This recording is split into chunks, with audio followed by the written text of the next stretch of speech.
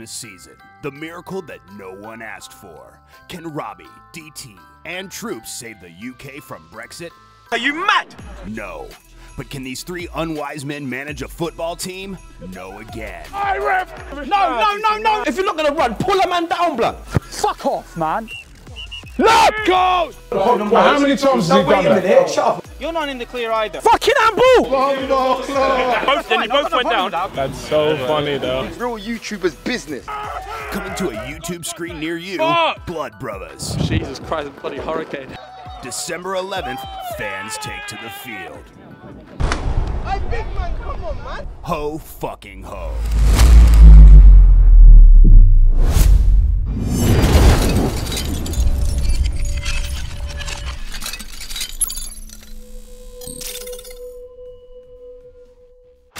Get all your football news as it breaks with Football Flash. Hello and welcome back to FanPark Live. I'm Terry Fleurs, joined in the studio today by Adam Childs. Arsenal, currently the game is still going on as I speak. 3-2 to Southampton. 2 goals from Danny Ings and of course potentially the winner by Charlie Austin.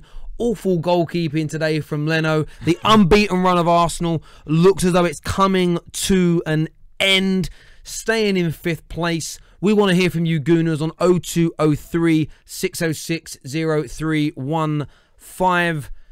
Adam, to yourself first of all, you know, we've just sat here and watched the game.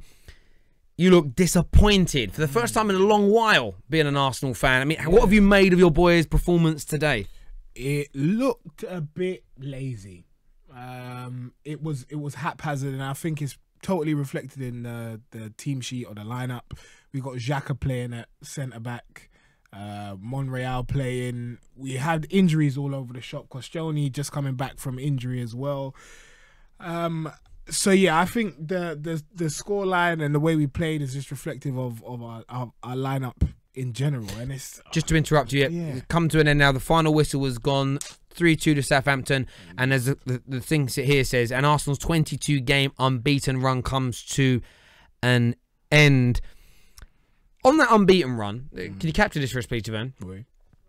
So on the unbeaten run that's just come to an end, 22 games, is that something, do you feel like some Arsenal fans potentially over-egged it, made it out to be something more than it was? Like, we know, look, yes, it was 22 games unbeaten, but there were lots of performances in there that mirrored today. Poor defensively, conceded, I think it's 23 goals Arsenal conceded. When you look at the other top 6 teams, it's almost double what a lot of them have done. You've scored a lot of goals in second halves of games. Do you feel like the unbeaten run sort of papered over some cracks at all? Of course, there's been improvements from Unai Emery, but do you think that actually sometimes you've got away with it with results like this on occasions? Or do you think the unbeaten run, it should have been sort of alluded to as much as it was and celebrated like some Gooners were doing? I think it should have been celebrated. I think it's been so long since Arsenal have had anything genuine to celebrate that I wouldn't begrudge any Arsenal fan that was proud of this. I think this is our best run since like the early noughties or the late noughties. So I'm not going to get upset with any Arsenal fan that celebrated this. But in terms of it papering over cracks, I think there is probably something in that because we haven't looked totally solid when we were playing. And even when we had our first choice back line, it still had sort of things to get, and it takes us a while to get going in games, and I think that's the biggest issue. So perhaps this will be the kick up the backside that we need. But yeah, as I say, I'm happy that we had this run, and even though it doesn't really do anything because we were discussing it took us from 5th to 4th and then back down to 5th. Well, look, Man United had the same thing. I think it might have been last year or the year before with Jose Mourinho, whereby they were unbeaten for a ridiculous amount of games, but it took us from 6th to 6th. So it was a case of what did that unbeaten run actually do? Yeah, I think one positive that and I asked that question again. It isn't to throw shade at Arsenal. It's to keep things real. There have been definite improvements under Unai Emery. But again, I've been saying it all season. Arsenal fans need to remain calm and patient because it's a 2 or 3 year job to get you back competing for league titles, in my opinion.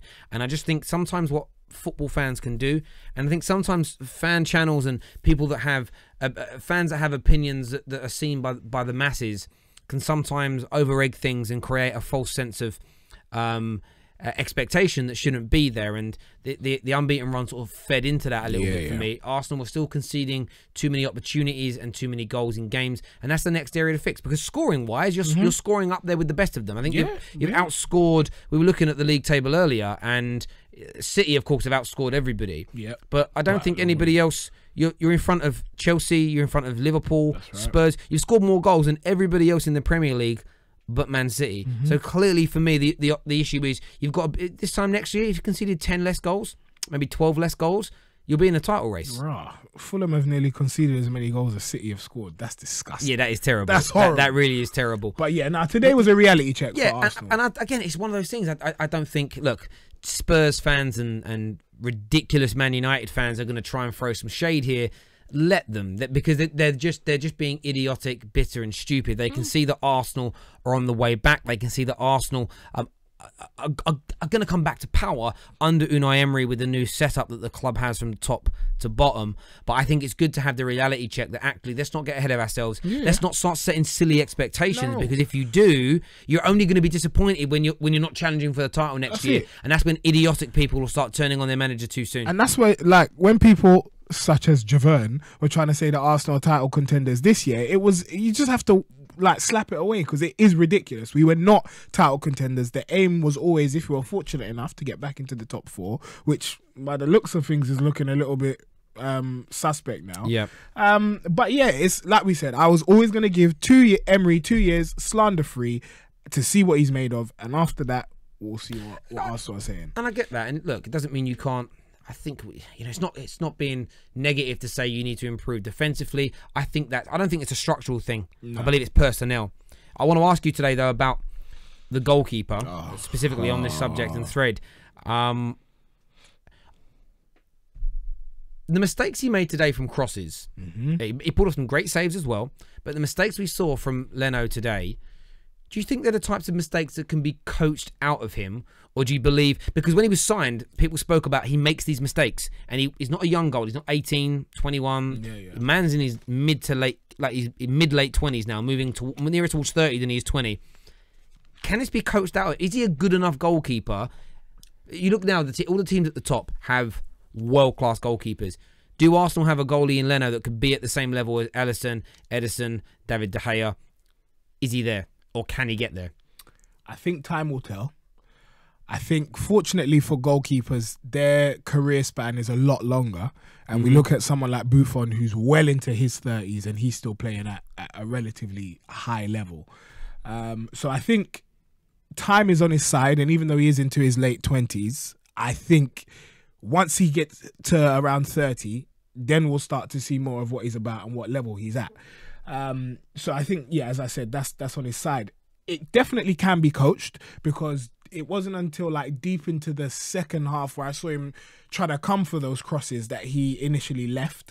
And I think that's how we conceded the third goal, because he tried to come for a cross, and perhaps he should have been more commanding in it. And so I think that is something that can be coached. Had he come out for the first couple of goals that we conceded and just punched everything that was in front of him, you never know, we might have not conceded those goals. So I think it can be coached, but the question is he willing to learn, and is he going to get the time after making those mistakes? Yeah, and it's an interesting one, because again, with his feet superior to Petr Cech, so I understand why he's in the team over the great Petr Cech. I suppose the issue is just going to be a case of, you saw it at Manchester City, they brought in Bravo, and with his feet, again, he's not as good as Ederson with his feet, but he was decent there. But his goalkeeping let him down.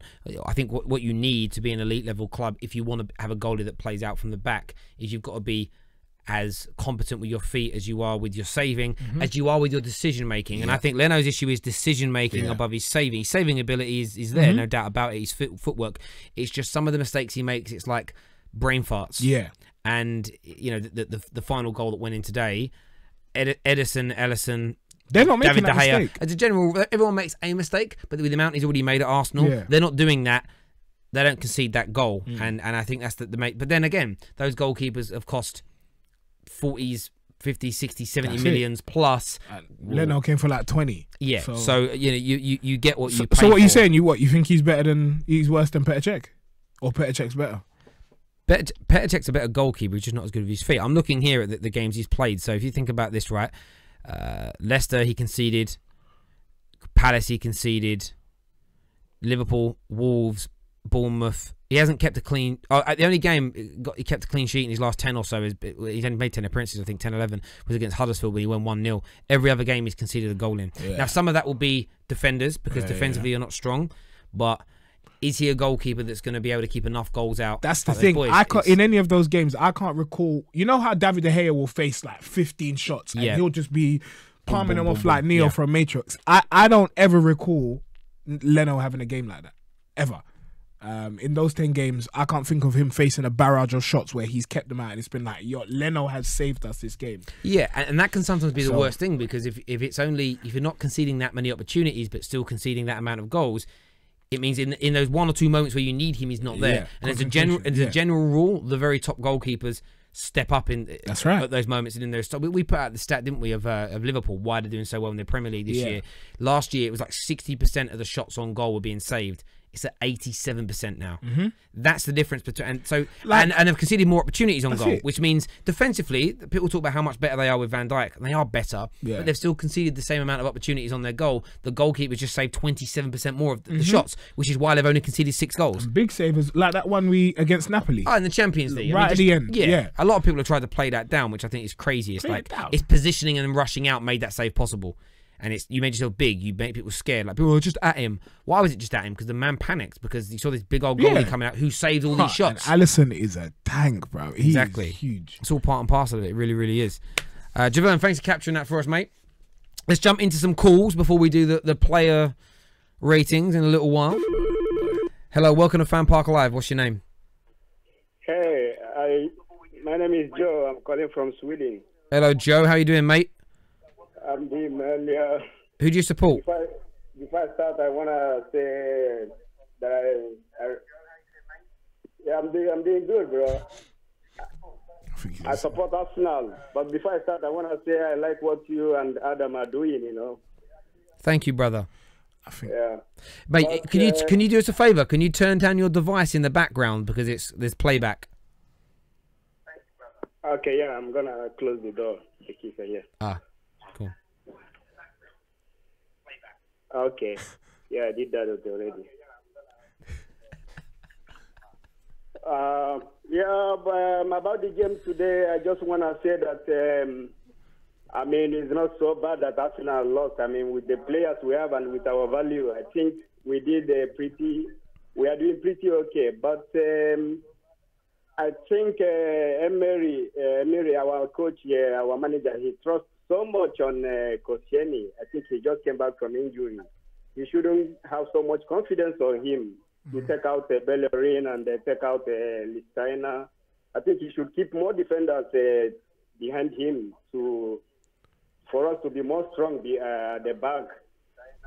But I think that's one of the problems we have. But of course, I cannot say much because we didn't really spend so much like other teams, and I think he's doing good and he's so smart with the money he got and with the business we did. I think Arsenal are pretty doing okay to compare other teams in the Premier League or in the world, But if he didn't play Koscielny, who would he have played? Because Socrates was out, Holding's out, Mustafi was out as well. So if he didn't play Koscielny, he's our only recognised centre back. So who else would play?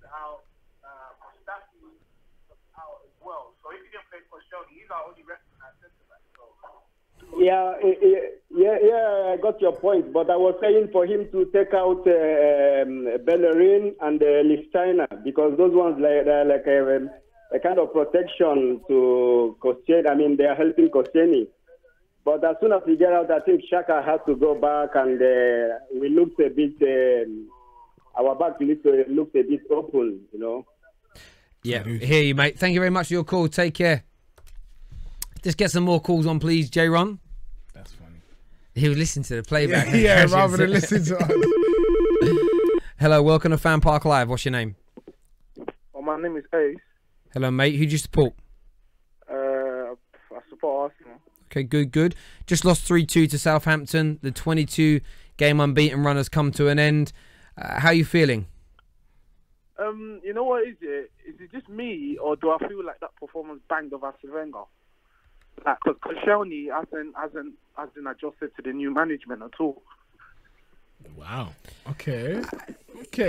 Is this not his first games under the new management? I think it is his first. Like, is this his new? Is this because like I haven't really like, oh, it's the second game. I just checked now. It's the second game, but like I just don't know. It's not working with him.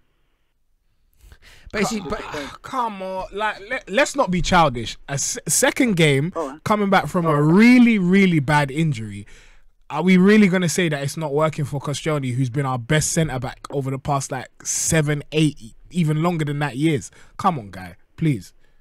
I just feel like they were a bit legged in the defence. Do you understand? And I don't like them playing Lichtenstein or whatever his name is. But everybody else is injured. I know, but I don't know how... But they played Lichtenstein and they played Bellerin, so they could have tried a different kind of formation where they would leave Lichtenstein on the bench and bring on someone else off.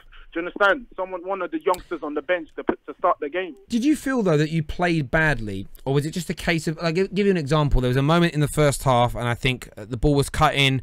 Aubameyang's about to tap it in, and I don't know who he was. The Southampton defender slides in. Yeah, gets a last-ditch tackle in. There was the header from Lacazette that the goalie pulls off a great save against. It wasn't bad play. You had opportunity to maybe win the game. What let you down in the end was poor goalkeeping from Leno. If Leno doesn't make the mistakes that he makes today, you don't concede at least 2 of those goals. So I understand your point. You've got injuries that have absolutely smashed your back line apart. You're playing people that you don't want back in yet. But actually, you minus your own mistakes, were you that much worse? No, it was just flat though. I think they've got their head on the next game coming up, the North London Derby in the Carabao Cup. Like I think that's where their head is at the moment, because that game, it was. You're right. It wasn't a bad performance, but it was flat in the sand. It was just flat. And players, they went really like holding on to the ball and stuff. Is that what makes you think it was reminiscent of Arsene Wenger? Yeah, and Koscielny, bro. Koscielny, like, come on, everybody's with the new management now. Arsenal are playing good. The life is back again on the team. Do you understand? Yeah. Fair enough. I mean, that's your point. I appreciate your call, mate. Thank you very, very much. I think a little bit, like, the man's had, okay, it says 2 appearances, but one was from the bench for a few moments. Yeah. They said 1 game. So his first full start. So Koscielny is now at where the rest of the squad were in those opening 2 or 3 games. 16 games ago. Yeah, exactly. So, of course, he's going to be a little bit behind. He would not. I don't think he'd be playing if there weren't the other injuries. He'd have been slowly brought back in. Of course he wouldn't. So, again, I think it's been a little bit disingenuous and unfair to Koscielny in that situation. Did Arsenal look flat today? Maybe they did a little bit. But also, what happens to you when your team ends up like equalising twice and then conceding again and again, generally through mistakes as opposed to being ripped apart? It can flatten the teams. It's like, oh, here we got to go again now. And then the Southampton goalkeeper and defenders making great saves and last-ditch tackles. It's one of those, and this is why teams very rarely go unbeaten in the league. It's why unbeaten runs always come to an end, because these types of matches happen, and they you might not lose another game now for 20 games. I know one team that is still unbeaten though, but they're gonna lose today. No, not at all, brother. We got any more calls, Javon? Let's get them on the air. And then we're going to do player ratings. Hello, welcome to FanPark Live. What's your name? My name is Phil. Hello, Phil. Who do you support, mate? I support Arsenal, the Gunners. Come on. Good man. Why is it so hard to get through, first of all, man? I've called like 20 times already, bro. Bruv, we get literally... for Arsenal games, we might receive about between 150 and 200 calls. So... Okay, so I guess I'm the lucky one for them. You're very lucky, bro. Absolutely, brother. What's on your mind after that defeat today? Okay, so I was on my phone. Long story short, I saw the game just after the first half, and everyone is saying that it's Leno's fault because of that goal. I don't completely think it's his fault, because if you notice, like when we conceded that goal, we was pressing Southampton a lot, and then as soon as they got that counter attack, they took advantage of it, which they were supposed to. Now, I say it's kind of Koscielny's fault, because if he was positioned in the right place, then Leno wouldn't have had to make that awkward save. And if Leno would have caught the ball, it would have been a good save. Like, I don't think people would have been complaining that it would have been Leno's fault, but because he didn't catch the ball on time. Yeah, I think the difference is, for me, is that, yes, in the build-up to that third goal, as an example, maybe a player or two was out of position or caught out of position, but those are like honest mistakes, or it's Southampton having a good moment, and you can't always counteract for that. Leno's mistake was misjudging the flight of the ball. If he stays near his line, I mean, that header was just point blank in the middle of the goal. If he stays on his line, stays where he needs to be, the ball goes straight at him and he catches it. So I think his mistake was more costly, and it was also more of a misjudgment, where the other mistakes leading up to the goal, it's like, okay, we're going to be really if you want to be really panicky, you could there's a mistake every 10 seconds sometimes if you want to really delve deep into it, but you can't always help what the other individual is doing. And I think Koscielny, we said it to our other callers, you know, first start in however many months after a terrible injury, I think he's entitled to a few bits of bad play and bad positioning. But in terms of the overall outlook at Arsenal, are you still positive about the direction that Unai Emery is taking you in? Yeah, I would say I'm a bit positive, you know, because even though we lost like one goal, so it's not that bad. But I feel like during the transfer season, like, we need a couple players. We definitely need a couple players. Like, we need a new winger, we need a new holding midfielder, and a couple defenders. A new holding midfielder? Why? Because I feel like, you know, if we lose Ramsey, we obviously need to replace him. And, you know, what's that guy, Gwenadowski? I feel like he doesn't deserve to play in the first team. Guendouzi? Yeah, Gwendowski, yeah. Whatever his name is. I don't think he deserves to play in the first team yet. He needs to, like, get his ranks up, you know, before he... Because after that game, he missed a lot of shots, you know, and he could have converted them shots into goals. And I felt like if he was like a first-team player, he would have produced that. But because he's not, he couldn't. So we can't be expecting this, you know, performance from him when he's not up to that quality.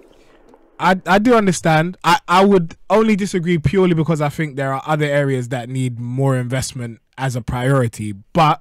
Like where? Like, I think you're completely right. We need a winger. I've been saying it for like a season or two.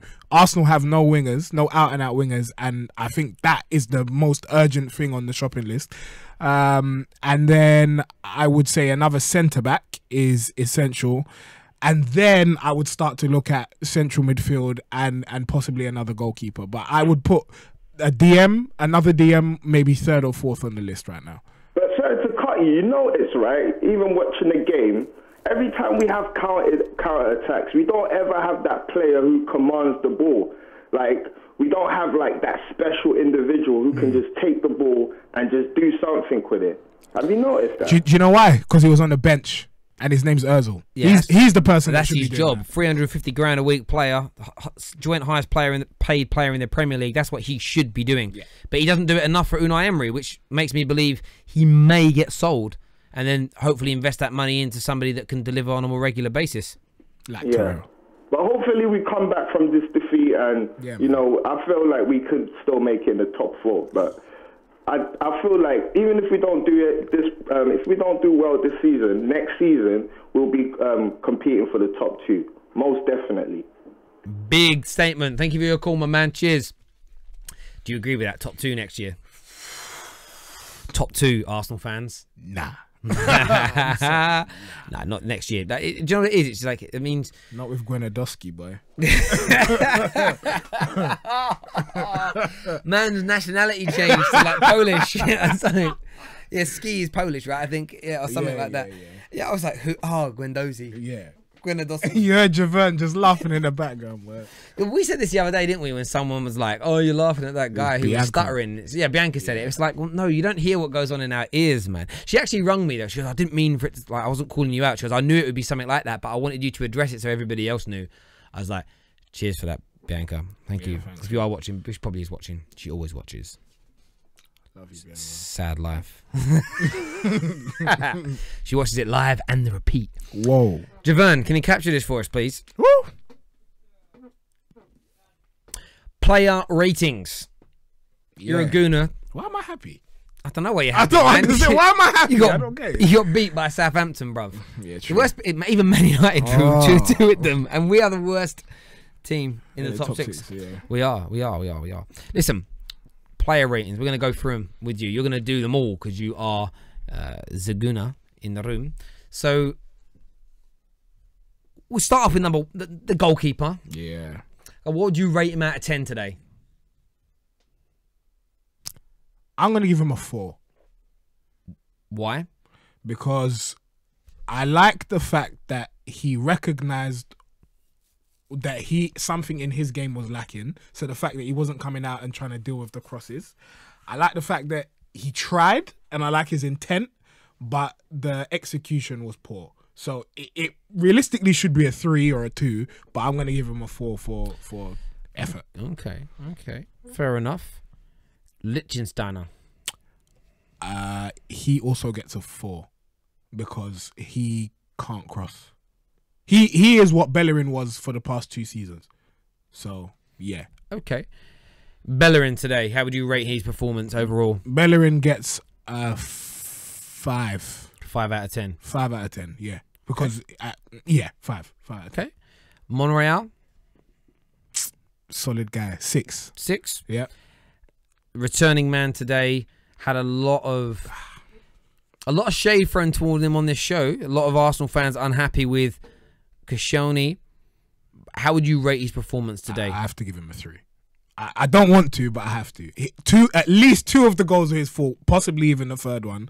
Well, he played a big part in them. Yeah. And I have to give him a 3. And I'm not going to explain anything else. Just let's move on. Do you think Koscielny's dead at the club? Do you think it's over for him? Nah, he's not dead. Like Barzagli's still playing at 36. Like there's room for him, even if it's just as a coaching. Not coaching, but like a senior figure at the club. Like a cheerleader. That can help to nurture other players. But no, I don't think he's done. He still has a role to play in playing. Okay. Your boy. Xhaka. Granit Xhaka. Yeah, how do you rate his performance today? I don't feel like he put a foot wrong. Not in a game that you lost 3-2. Not majorly. Like I don't think that you could directly attribute any of the goals to him. So I'm gonna. Do you think Arsenal fans will find fault in him though? Because he seems to be. He's like Arsenal's scapegoat. Scapegoat. He's their Marouane Fellaini. Yeah. But nah, he didn't. 5 out of 10. He was just it was bog standard. So no one's got higher than a 5 out of 10 yet for you. Nah, 6. Didn't someone get a 6? 6. Oh yeah, you gave Monreal 6. Yeah. Is it Glendoyowski? Glendozy. If you've not watched other, this is a segment you might be going, why has he said that? Yeah, Glendozy. Let me ask you a question before you give me his player rating. Yeah. Do you think he's done what we see so often in the Premier League? What's that? First handful of games, it's like, whoa, who's this kid? Yeah. Who's this guy? Wow, he's going to be amazing. And his performances have tapered down into the wrong direction. Yeah. And it's maybe now going to be a couple of years until we see his potential come out. He's going to need time. Because for me, like, the longer this season's gone on, the more lost he has become out on the pitch. That's it. That is exactly it. He's become more naive the more games he's played. And I don't understand how this has happened. He takes too many touches on the ball. He dallies. He delays. Sounds like someone else I know. But yeah, like when he first came, he was just zipping the ball, passing it in between centre backs and full backs, and I saw it and I thought, wow, that's very refreshing for a young guy to be doing. I'm gonna give him a 4 because I wasn't impressed with what I've seen from him today. And do you know what's interesting? I think sometimes adrenaline at the beginning of your can get you through the first 3 or 4 games.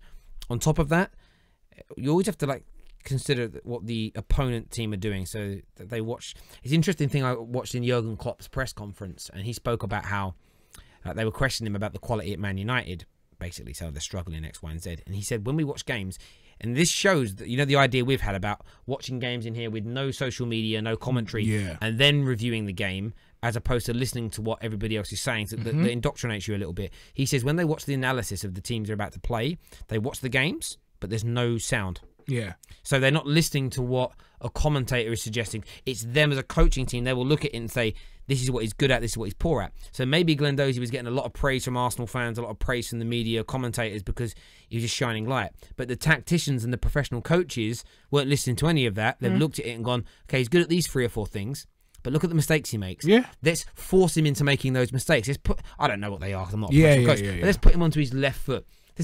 He makes more mistakes when we give him more time. Some players are very good under pressure. And actually, when they've got more time, they think too much. It could be a combination of things, and I think that he's going through that now. It's that time where his coaching staff have got to develop him and make him better. So you're going to give him a 5, 4.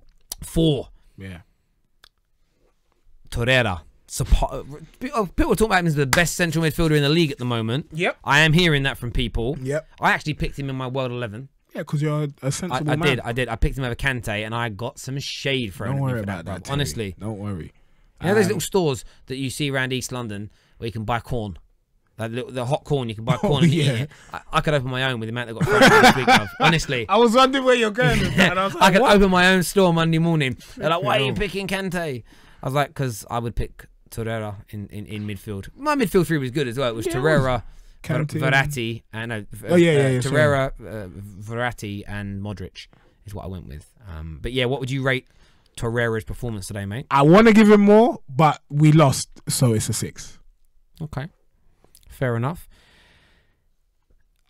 Iwobi, shortlisted for African Player of the Year. Have Hope considers him to be the Nigerian Messi. How did he do for you today? Have Hope wears glasses.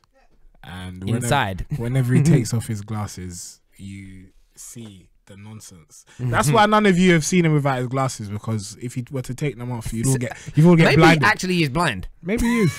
He got it. Some raised child. Like maybe he is. Maybe he is, and he's just, I don't know. Maybe, I don't know. Nah, I love that guy. Nah, man. He is. He's funny. He's a good dude. Iwobi, he frustrates me as well. All right, I'm gonna give him. I'll give him a 5, but that's being so generous. That is, in fact, no, I'll give him a 4. I'll give him a 4 because even that's generous. Okay. Pierre-Emerick Aubameyang. 4. Wow, straight. Yeah. Nothing else than that. No, because he wasn't good enough today. He had 2 chances. One, he tried to toe poke it through the goalkeeper's legs, and I thought, you might have tried to lift it. The other one, fair enough, Bednarek got back and slid in, but I feel like he should have got a foot to that earlier. So. What I like about your scores so far, though, is that you're not taking in previous performances into account. You're looking at this as an individual game and what you rate them. Because a lot of people are like, yeah, but Aubameyang is one of the top goal scorers. He normally does it. But it doesn't matter today, does it? No, it's about this game. It is. Yeah. It is. And that's the right thing to do. Speaking of poor performances and then turning up today, Henrik Mkhitaryan. Bro. 2 goals. 7. Is that the best you've seen him in an Arsenal shirt? Barring his first couple of games, his first few games where he got was it like he got 120 assists in his first 2 games or something? Yeah, there was, I think it was the Everton game where he looked banging. And that was Mkhitaryan. That was Aubameyang's debut as well, I think. Yeah. By that game, this is up there with the best performances I've seen from him. Yeah. Because there was end product.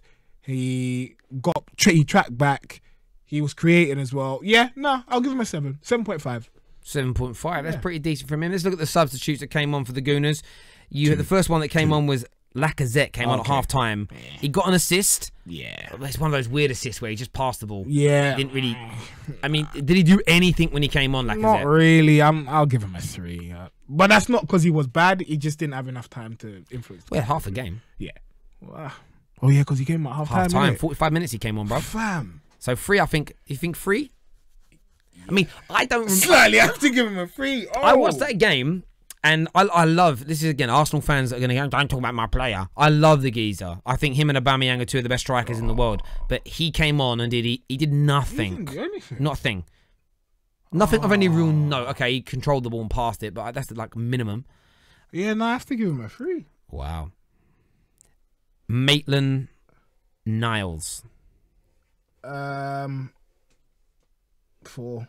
He put in a shift at right back. 4. And that's not his position. So. In 15 minutes, you give him a higher rating than Lacazette for 45. Actually, you know what? I want to give Lacazette a 4. Lacazette 4, Maitland Niles 4, because I need to give Ozil a 3. Ozil is the last guy here. So Ozil, You're giving him a free. Why free? Because he was the one that lost the ball for Southampton to score the third goal. He tried to do some little like feint and step over the ball. It didn't really work. And then Maybe it's his back spasms, bruv. Maybe. I'm not going to talk about Ozil like that because I like what he was trying to do. We were saying that the most creative and flary players need to try and make something happen out of nothing. That's what he was trying to do. It didn't work, and we conceded a goal because it didn't work. And again, I think that's probably more to do with the amount of time he had. Yes. Rather than anything else. And I fully believe that had Ozil been on the pitch for the entirety, 70 minutes, 80 minutes, we would have won and he would have contributed something greater. But for today, it has to be a 3. 3 for Ozil. I agree with him. I agree completely. Javon, thanks, mate. Thank you. Listen, everyone who's tuned in, we're now going to go and watch the drumming that is going to be Liverpool versus Man United. Man United are getting slapped, bruv. They're not. They are. Listen, we'll be live after that game, so make sure you tune in. Also, if you haven't watched it already, in the description below, make sure you check out the first episode of Blood Brothers. The trailer played you in. The trailer will play you out as well. Phenomenal reality stroke documentary involving all your favourite AFTV people, Troops, DT, of course, Don Robbie as well. And a certain somebody is doing the voiceovers for it. So, of course, I be a fan. Episode 2 is coming out next week. I've just sat here and watched it today. That's going to be amazing as well. But make sure you check out episode 1 first. Otherwise, it will make very little sense to you. Take care of yourselves. God bless. Smash the like button. See you soon. Bye-bye. Bless. He's pissed off every single person in that team. Can you see? The thugs of North London have come. Nah, my name was Trooper. My mum called me Troops.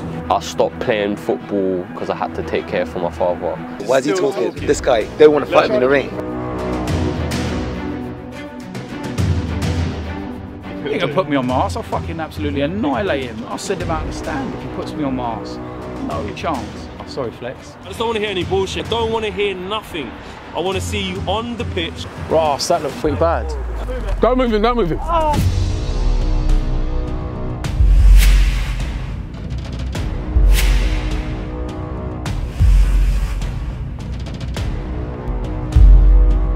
Wash and Go, supporting Blood Brothers. Get all your football news as it breaks with Football Flash.